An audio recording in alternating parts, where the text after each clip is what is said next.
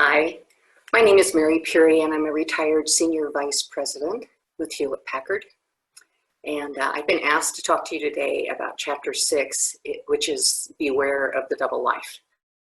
And I'm very happy to be here with you. I wish I could be in person. I've done some of these classes in person before, and it's joyful for me to be able to personally be there with the group and have discussions and answer questions. And I wish we could do that here, but that's not the way it's set up this time.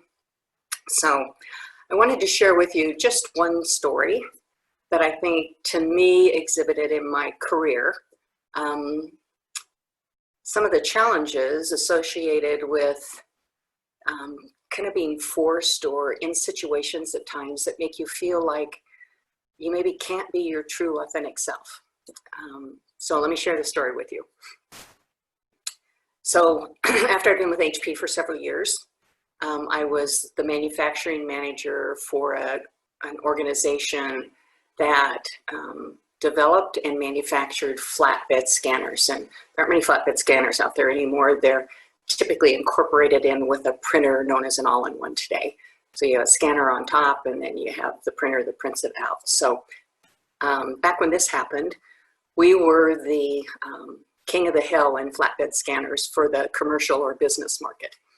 And one afternoon, my general manager, who I worked for, I was part of his staff, called me in and let me know that he was going to be taking a job in another part of the company and asked me if I would step in to be the interim general manager until they did a process for identifying and hiring a permanent manager. And I had no interest at the time of being a general manager. I enjoyed being manufacturing manager, and to be candid, I just didn't feel like I was ready to step into those shoes. I had a lot of experience in research and development, a lot of experience in manufacturing, but a general manager has end-to-end responsibility for the business. So finances, marketing, all the go-to-market strategy, everything that has to do from the very beginning of the development of a product to the final end result out in the market and sales of the market. And I just didn't feel like I had the experience to take that on. So I told him that, and in brief, his feedback to me was, Mary, when I look at the rest of my staff, you're the one I think that is most qualified to be able to step into these shoes. And I understand you don't want this ongoing. And his boss, who was our group manager, had committed to running a process to try and hire a general manager while I was doing this interim role. And I said, well, I need to talk to my husband about it. And he said, well, that's all fine and good, but the group manager is coming tomorrow morning at 9 o'clock to announce that I am taking another job in the company and that you are going to be our interim general manager. So didn't give me a whole lot of time to even really significantly consider it at all. So I agreed that I would do that with the condition that they would seriously continue to look for hiring a general manager. And part of my concern was that even though our business at that time, and had been for many years, was #1 in our marketplace, we're truly king of the hill in the commercial marketplace. So our scanners, and actually all scanners at that time, were marketed in the business world, the commercial world. And we had always had #1 market share. I think our minimum scanner was $1,000, and it went up from there. And in the few months prior to that, we started seeing some entries into market, primarily from the Taiwanese market, of much more lower end scanners that were intended for use in the home, the consumer marketplace.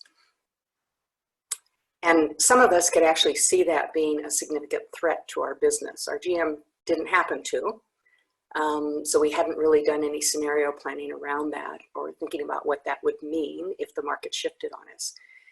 And so a few of us, including myself, really felt that was a significant threat to us. So that was part of my concern of stepping into that role, because I could see it potentially shifting very, very rapidly in the marketplace.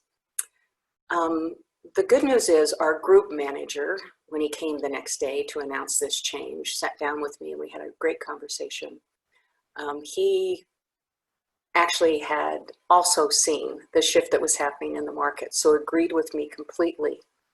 And one of the things that was really helpful for me and shows really strong leadership skills on his part was, number one, he recognized the shift in the marketplace. And number two, he recognized what my strengths were, but he also recognized where I had weaknesses and I needed help and support. And not only was he there to do that, but he offered to bring in a consulting group that would help us analyze the market, understand exactly where we were positioned in the market if it were to shift to the low-end consumer away from the high-end commercial market, and then provide those resources for me. Actually, it turned out to be for about 3 months. So you may have heard of McKinsey. It's a big consulting group. So McKinsey came in, and there were literally 5 guys that lived with us 24/7, and one of their partners who came in once a week to go over everything and sit down with me and talk about where we were. I brought together, and I'm not going to go into detail of what it was, but kind of the thought leaders of our organization as well as the technical experts. So it was a small group, but a very powerful group from our organization that was working hand in hand with these consultants. So the consultants didn't know our business, but they certainly knew how to do the analysis of a marketplace, any marketplace, crank through financials in an integrated way that most of the time businesses like ours, standalone businesses like ours, didn't do on a regular basis, and many other things. They were incredibly valuable. So we went through that process, and as we went through that process, it became very clear very quickly that our business was going to have to very rapidly go through a major transformation. Transformation of strategy, transformation of skills and resources, and transformation of culture. And at that point in time, our organization had a very strong history of, we used to manufacture everything in our facility here in Colorado. We did all the research and development, developed all of the patents and intellectual property on it. That is what allowed us to dominate this marketplace in the commercial marketplace. And as we went through this, we could see that this shift to the low-end consumer, where the Taiwanese had introduced some products in like $150 to $199 price point, which for us was unfathomable at the time. And we could see that it was actually going to probably go down to under $100. And the consumer business would just absolutely overshadow the commercial business in volume and magnitude and marketplace dominance. So it became very clear very quickly that we were going to have to do something very different. So a couple of things happened. One was I communicated very regularly with the entire organization. It wasn't a secret we were doing this work. We didn't know what the outcome was going to be, but I promised to them that I would keep them informed along the way. And as we saw certain trends or indications, I would be truthful with them about what we were going to do, or at least what the indications were of what the market was going, where the market was going. So that was my very personal, as their leader, commitment to them. And I tried to do that faithfully along the way, because I believe communication is kind of the key to leading an organization through the good times and the bad, but especially during the difficult times. So we went through this process, and as we went through this process, it became very clear that all of our previous kind of ingrained in our DNA about made in the USA, developed in the USA, we were king of the hill, intellectual property kings, that we owned the mentality that we owned this market and that nobody could ever take it away from us, just wasn't going to play if we were going to stay a viable business. And for me, a lot of my angst about taking this position at that moment in time, was the fact that it wasn't just about whether or not I could continue to help have this business be successful and bringing growth and profit to Hewlett Packard, but it was the fact that I had 400 employees that I had worked with for several years, that I knew each one individually, And that if we didn't do what needed to be done from a business perspective, there was a very, very good chance in a very short amount of time that none of them would have a job because we'd lose the business. So that's what we were faced with. And so as I worked with the consultants in this small group from our organization, the consultants, of course, had done this literally hundreds of times with other organizations. They get called in, help us turn this business around. They know how to do all the mechanics and all the analysis, and they were, I will tell you, phenomenal and invaluable in our ability to analyze what needed to be done. But when it came to here's what needed to be done, they also had a recipe for how it needed to be done. And that recipe did not fit with our culture, did not fit with who we were at our core as an organization, or with my own personal values on what leadership looks like.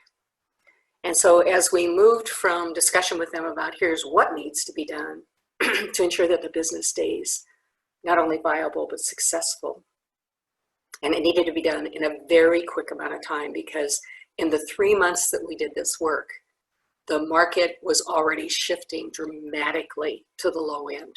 And we had no presence in that market space because we had no products there. Excuse me. So as our discussion shifted from what needed to be done, and all of us were in agreement in this small team of what needed to be done, as painful as it was going to be, because it meant manufacturing pretty much needed to be shifted to someplace overseas where it was much lower cost, that us doing all of the research and development of the products was no longer viable. There were other companies in lower cost centers that had kind of the basic engine. And so our focus went from all of that to how do we get the skill sets in the organization to help manage partnerships in development of the products. And the main thing we were holding on to was the very in-depth intellectual property R&D development that could differentiate our products, even in the low end, from the rest of the marketplace. That was a huge shift for our organization. So I was in discussions with the consultants about how we were going to do this. Like I said, they had a recipe for it. It was like, you go out there as their leader, you tell them, this is what we're going to do, this is how we're going to do it, and we're going to do it in this time frame. And basically, it's kind of, you line up and you do it, and I don't want to hear anything more about it. It just has to be done. And my input back to him was that that did not fit with this organization. It did not fit with who we are at our core. It did not fit with me personally, with what my leadership skills and beliefs were. And so we went back and forth for a couple of weeks, and the main partner came out a couple of times, and he was very candid. I'd gotten to know him very well over 3 months. And he said, Mary, if you do it the way you're going to do it, you're talking about doing it, you will lose this business. I will guarantee you there's no way the way you want to do this will work. And you will lose this business. And all 400 of these people are going to lose their jobs because you're not going to do it the way we've seen it work over and over and over again to allow this to execute quickly. So those were very tough discussions, and he had those discussions with my manager, our group manager. And again, to my group manager's credit, he had those discussions with me, and after we had them, he said, I trust you. I trust that not only do you know the business, I absolutely believe you're making the right decisions based upon the what needs to be done, but I trust that you know this organization well enough to actually do it in such a way that it'll be successful, and it's successful in the time frame we need it to be done. So that was huge, to go up against these very experienced, very qualified consultants. Who was I? I was a brand new interim GM, right? And it took a lot for me to know who I was at my core, and the importance to me of virtually walking the talk that I had with my organization about, no matter what it is we do, we're going to do it in such a way that it may not be easy, and it may be incredibly painful, and there may be some of us on the other side that aren't going to be here, and we may not like what it is, but when we look back on the way in which we did it, We will be proud that we did it in such a way that's consistent with our values in the organization. So we did that. And consultants I know were thinking, there is no way this is going to work. No way this ship can turn as quickly as it needs to turn to enable it to be successful and not get absolutely kicked out of this marketplace. And we proved them wrong. Very quickly, through a lot of pain and heartache and hard work and restructuring, we very quickly were able to turn the organization and what we were doing and how we were doing it. And not only did we stay market leaders in the high-end commercial business, but we very quickly were able to introduce into the marketplace a portfolio of several low-end products, including one that was at the $99 price point with very good quality, very good customer features. And we very quickly absolutely dominated the low-end consumer market as well as the high-end. And I attribute that to literally the heart and soul of the people in the organization. And so when we talk about how is it that the importance of not living a double life, not saying one thing and doing something else, to me, this was a critical learning point for me early in my executive leadership career, to be able to know at my core as a leader, this is what needs to be done, to be open to listening to all the other inputs. But what became clear and critical to me was that as a leader, what I was saying to the organization, I needed to absolutely be consistent and solid in my actions. I truly, truly needed to walk the talk. And in being able to do that, it wasn't that it was easy. It wasn't that it wasn't incredibly painful. It wasn't that people at times questioned, why are we doing this or anything else? But after making the decision, they were looking for how are we going to execute this in such a way that it actually turns out and is done the way in which she promised us it would be done. And that kept, in all honesty, their hearts and their minds in the organization. Retention was great. Their productivity was unbelievable.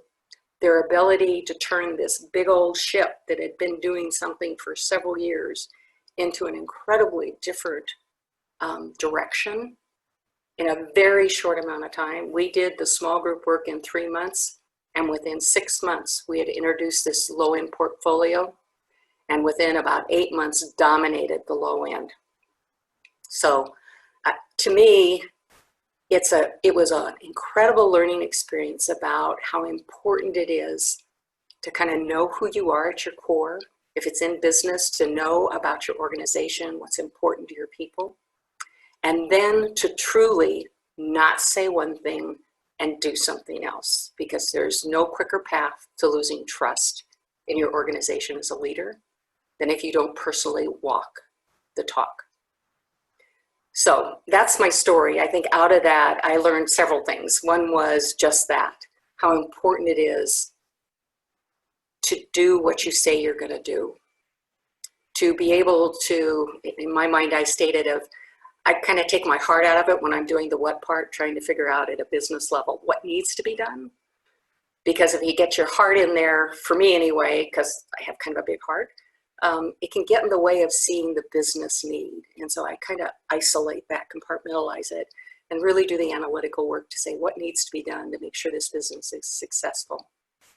But one of the learnings I had was that, and that I was able to do that with the help of these consultants, to be candid. But then also the importance for me and my leadership style is to put the heart back in, to say it's as if not more important to know and be consistent in how we're going to do it than the what is. And so that learning of head and heart was a big deal for me. A learning of the amount of courage it took for me as an interim new GM to be able to talk to my upper management about what we needed to do, but also how we were going to do it and the importance of that, which was contrary to what the consultants were telling them. the ability for me to somewhat grow a thick skin, because there were lots of people in the organization they just thought it was absolutely the wrong thing to do, even though we presented a really solid business case. Their hearts and minds had always been in one direction. So I had to stay centered around, this is what we need to do, not just for the business, but for every job in the organization. And that requires a thick skin. And then to be able to execute with integrity with the organization.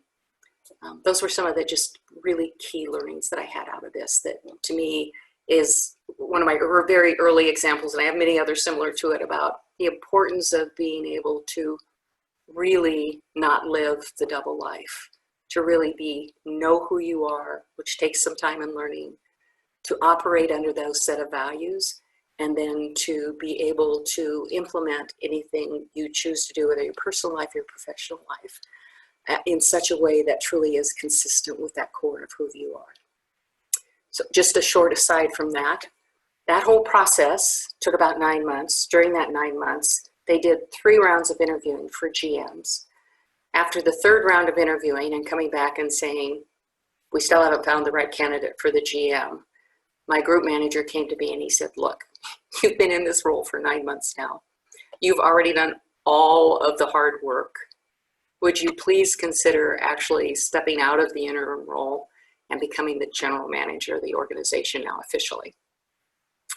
And I did, because I found that I actually loved being the GM. I loved having that responsibility, the end-to-end responsibility for a business, which is something I actually never would have got the chance to probably understand if I hadn't been put in that interim role, which was another key learning for me in this whole process. So that's my story on how it is, the importance of not living a double life.